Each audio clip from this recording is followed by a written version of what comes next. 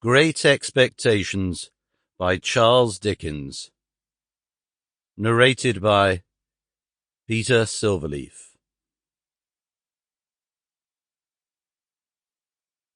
Chapter 1. My father's family name being Pirrip, and my Christian name Philip, my infant tongue could make of both names nothing longer nor more explicit than Pip. So I called myself Pip, and came to be called Pip.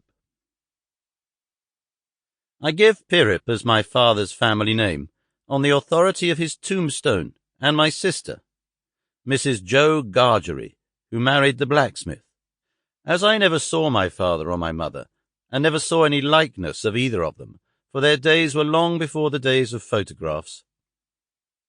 My first fancies regarding what they were like were unreasonably derived from their tombstones.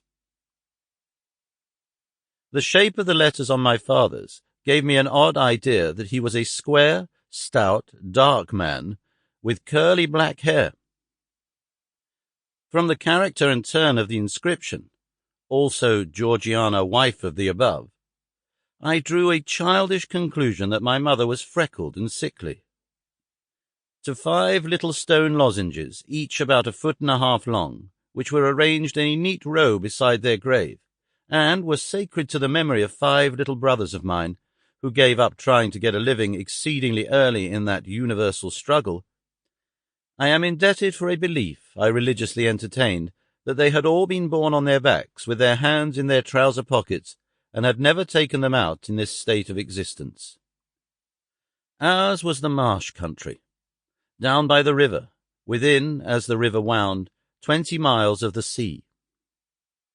My first most vivid and broad impression of the identity of things seems to me to have been gained on a memorable raw afternoon towards evening.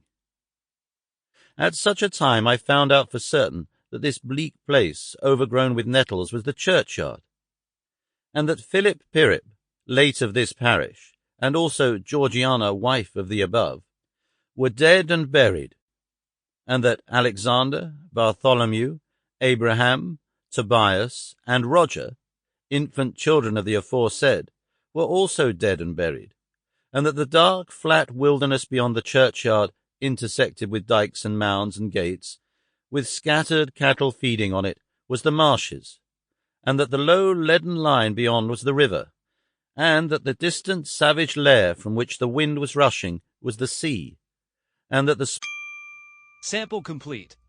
Ready to continue?